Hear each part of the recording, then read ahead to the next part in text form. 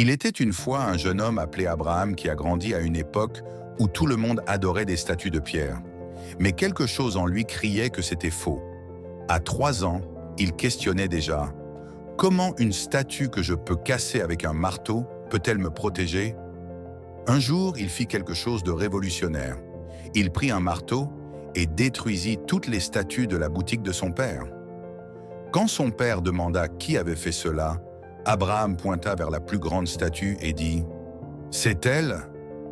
À ce moment naissait le premier rebelle spirituel de l'histoire. À 10 ans, quelque chose d'extraordinaire s'est produit. Abraham était seul dans le désert quand le ciel s'est ouvert comme un portail géant. Une voix tonnante a résonné. Abraham!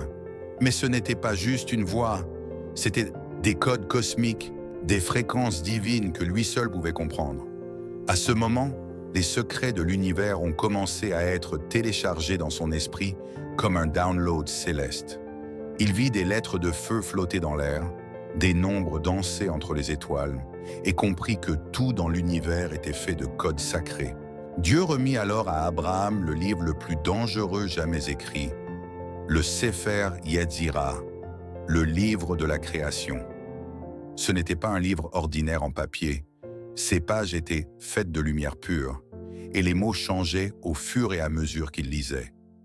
Ce livre contenait la recette secrète de comment Dieu a créé l'univers.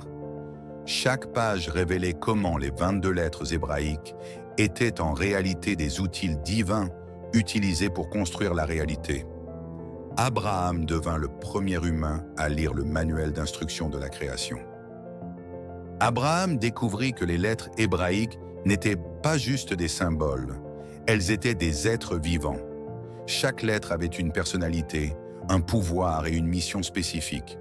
L'Aleph était comme un roi cosmique, le Bet construisait des maisons spirituelles, le Guimel marchait en apportant des bénédictions. Quand il apprit à combiner ces lettres vivantes, des choses incroyables se produisaient. Il pouvait guérir les malades en prononçant certaines combinaisons, faire pleuvoir dans le désert, et même créer de petits êtres de lumière. C'était comme être un mage cosmique utilisant l'alphabet de Dieu. Puis Abraham fit la découverte la plus révolutionnaire de l'histoire spirituelle, les séphirotes. Il vit qu'entre Dieu et notre monde existaient 10 canalisations cosmiques par lesquelles l'énergie divine coulait. C'était comme découvrir le câblage électrique de l'univers. Chaque séphira avait une couleur, un son, un parfum et un pouvoir différent. Kéter, couronne, brillait d'une lumière blanche impossible à regarder directement. Okma, sagesse, pulsait bleu comme des rayons cosmiques. Bina, compréhension, irradiait rouge comme un utérus cosmique créant des mondes. Abraham transforma sa tente en premier laboratoire mystique de l'humanité.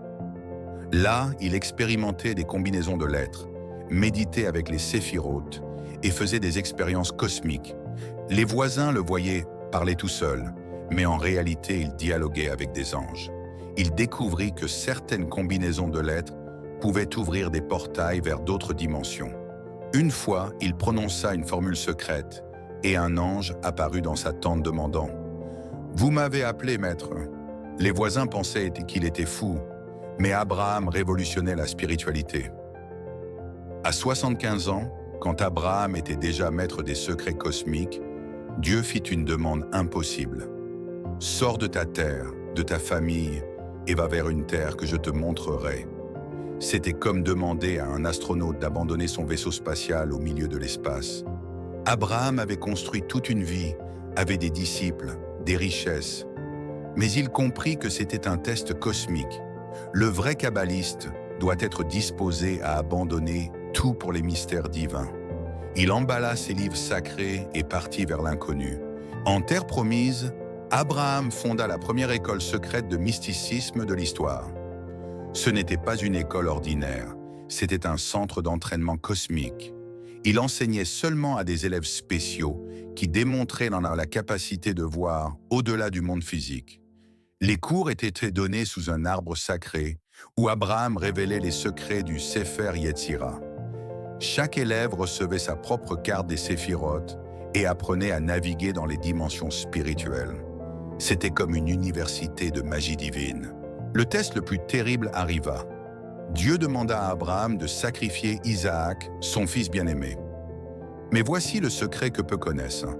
Abraham savait que c'était un test cosmique. Avec sa vision kabbalistique, il vit que dans les mondes supérieurs, Isaac continuerait à vivre. C'était un test sur la compréhension que la réalité physique n'est qu'une couche de l'existence. À la dernière seconde, quand Abraham leva le couteau, un ange cria « Arrête !» Isaac ne mourut pas, mais tous deux vécurent une expérience mystique qui les connecta éternellement. Abraham savait que ses jours sur terre étaient bien comptés. Alors il commença la transmission la plus importante de l'histoire. Passer les secrets kabbalistiques à Isaac. Ce n'était pas juste enseigner, c'était transférer des pouvoirs spirituels d'âme à âme. Pendant des années, père et fils méditaient ensemble sous les étoiles, et Abraham transférait chaque secret, chaque code, chaque clé mystique. C'était comme passer une clé USB cosmique de connaissances divines. Isaac recevait des visions, des pouvoirs de guérison, la capacité de voir les anges. Quand vint le temps pour Isaac de se marier, ce ne fut pas un mariage ordinaire, ce fut un événement cosmique planifié dans les cieux. Abraham envoya son serviteur Eliezer avec des instructions mystiques pour trouver Rebecca. Mais voici le secret. Eliezer portait des amulettes kabbalistiques d'Abraham qui le guidaient spirituellement. Quand il trouva Rebecca au puits, ce ne fut pas une coïncidence. Ce fut une synchronicité divine. Le mariage d'Isaac et Rebecca fut l'union de deux lignées mystiques qui générerait Jacob, le prochain grand kabbaliste. Abraham ne travaillait pas seul. Il créa un réseau secret de kabbalistes répandus dans le monde antique. C'était comme des agents secrets ou spirituels. Chacun recevait une partie des enseignements et avait la mission de préserver et transmettre les connaissances mystiques. Quand Abraham mourut, ce réseau garantit que les secrets ne se perdraient pas. C'était comme un Internet spirituel de l'Antiquité, connectant des sages de différentes terres à travers des codes et symboles secrets. Avant de mourir, Abraham fit quelque chose d'extraordinaire. Il cacha des copies du Sefer Yetzirah dans des grottes secrètes autour du monde. C'était comme des coffres cosmiques protégés par des anges gardiens. Une de ces grottes était à Hébron, où il fut enterré. On dit que jusqu'à aujourd'hui, les kabbalistes initiés arrivent à trouver ces grottes en rêve et recevoir des enseignements directement de l'esprit d'Abraham. Les grottes sont des portails entre notre monde et les dimensions supérieures.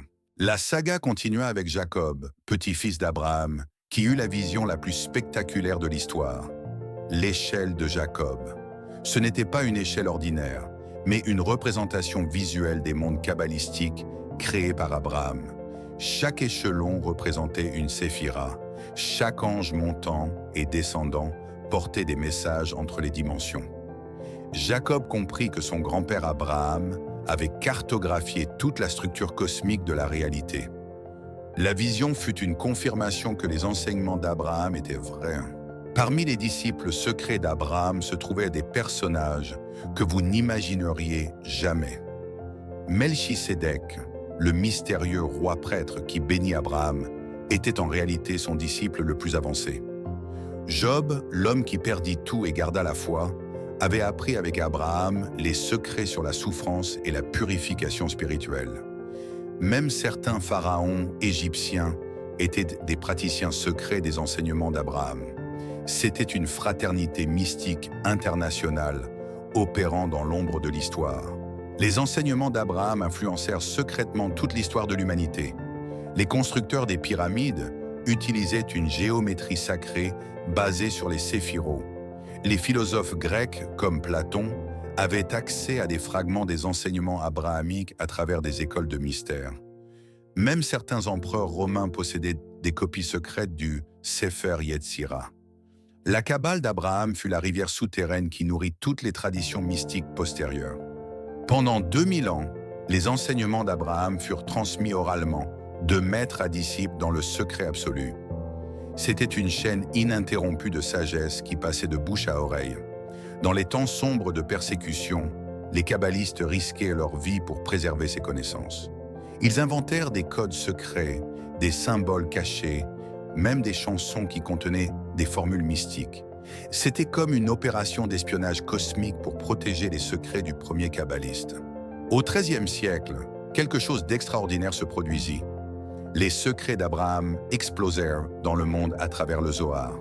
Moïse de Léon, un kabbaliste espagnol, canalisa les enseignements directement de l'esprit d'Abraham et écrivit le chef-d'œuvre de la Kabbale. C'était comme si Abraham avait décidé « Maintenant, il est temps de révéler plus de secrets ».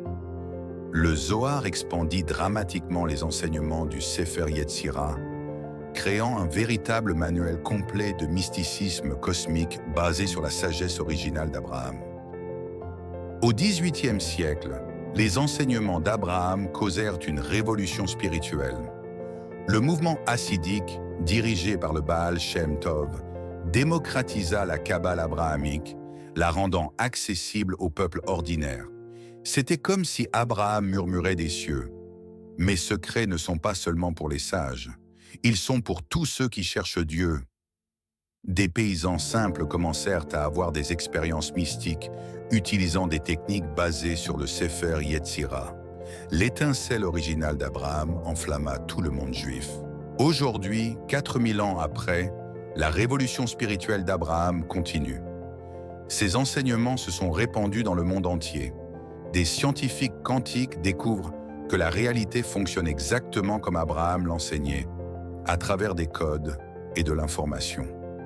Des thérapeutes utilisent des techniques basées sur les séphiros pour la guérison émotionnelle. Des millions de personnes autour du monde étudiaient la Kabbale, sans même imaginer qu'elles suivent les pas du premier rebelle spirituel de l'histoire. Abraham n'est pas mort, il est devenu une force cosmique éternelle inspirant l'humanité dans la quête des mystères divins.